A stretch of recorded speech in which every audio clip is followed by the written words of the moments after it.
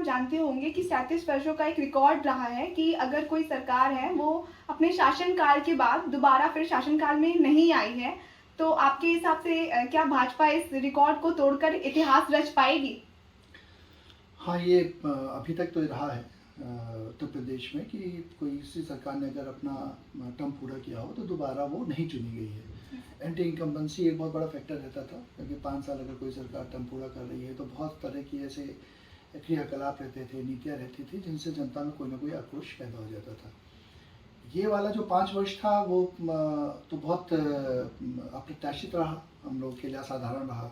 Covid जैसी महामारी आई और कोविड जैसी महामारी में भी ऐसा नहीं था कि एक बीमारी रही हो, इतनी सारी मौतें हुई और इतने सारे संसाधनों की कमी रही।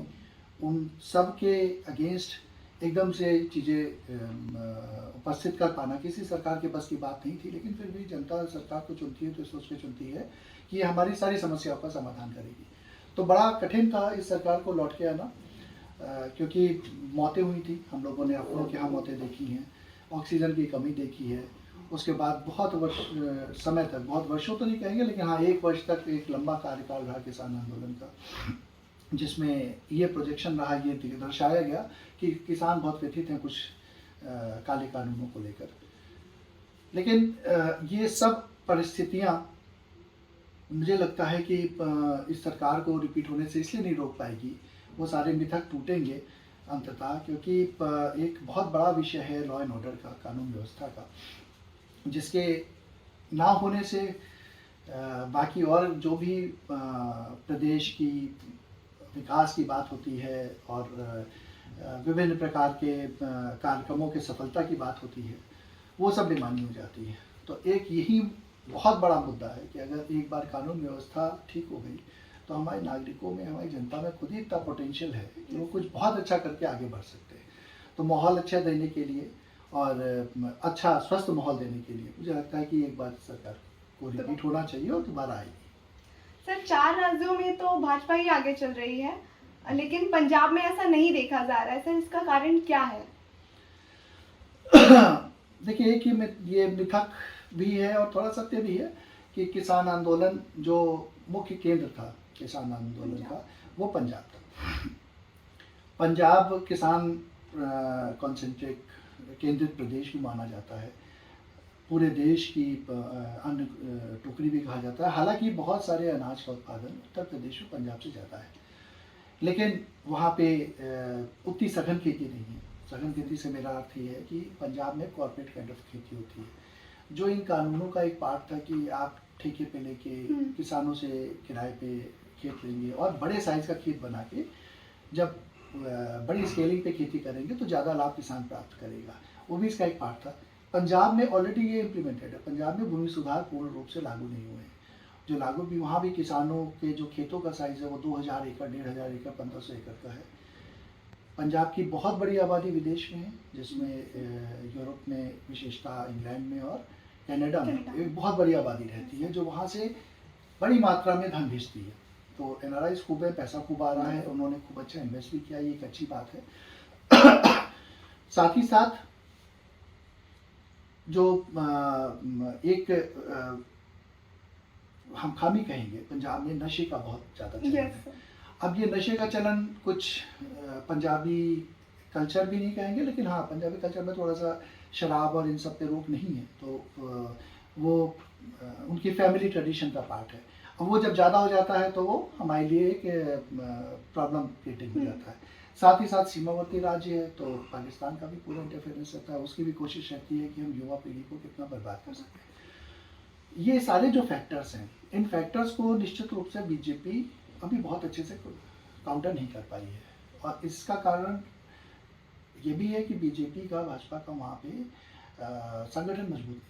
संगठन जब तक मजबूत नहीं होता है तो पार्टी ऊपर तौर पे बहुत अच्छा नहीं कर पाती।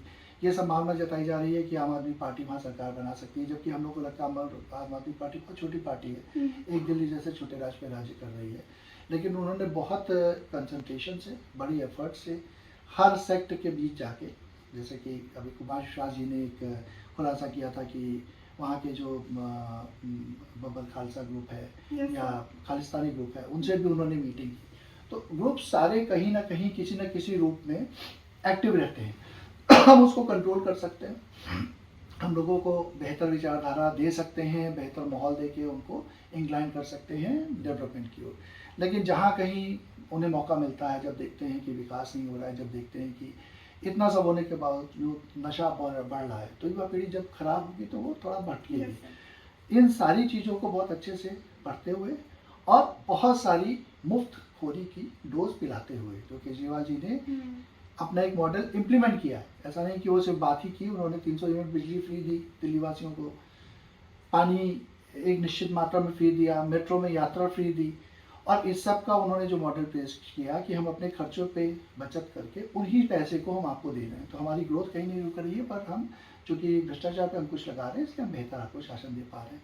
पंजाब इस समय बहुत बुरी स्थिति में है, चाहे वो अकालियों का शासन रहा हो, चाहे कांग्रेस का शासन रहा हो। उन्होंने इतने अच्छे, इतने ऊर्जावान और इतने पोटेंशियल वाले राज्य को बिल्कुल बीमारू राज्य बना दिया है। आप उर्वरक यूज़ कर करके, गेंहूँ का उत्पादन बढ़ा के, धान का उत्पादन बढ़ा के, गन्ने की खेती बढ़ा के किसी प्रदेश का बहुत अच्छा विकास नहीं कर सकते। अगर हमारी इकोनॉमी टोटली एग्रीकल्चर बेस्ड हो जाएगी, और वो भी एग्रीकल्चर ट्रेडिशनल खेती वाला हो, जिसमें गेहूँ, धान और गन्ना आता है, शुगर आता है, तो हमें रिक्वायर्ड ग्रोथ नहीं मिल पाती है। ये पंजाब के साथ भी समस्या है। लोग खूब मेहनत कर रहे हैं, अनाज को उगा रहे हैं, और चूँकि उत्पादन बहुत ज़्यादा है तो सबसे ज़्यादा एमएसपी का लाभ ले रहे हैं। आपको ये जानकर बड़ी हैरानी होगी कि पंजाब जितना उत्पादन नहीं करता है, उतना ज़्यादा, उससे ज़्यादा अनाज वहाँ पे एमएसपी पे परचेज किया जाता है।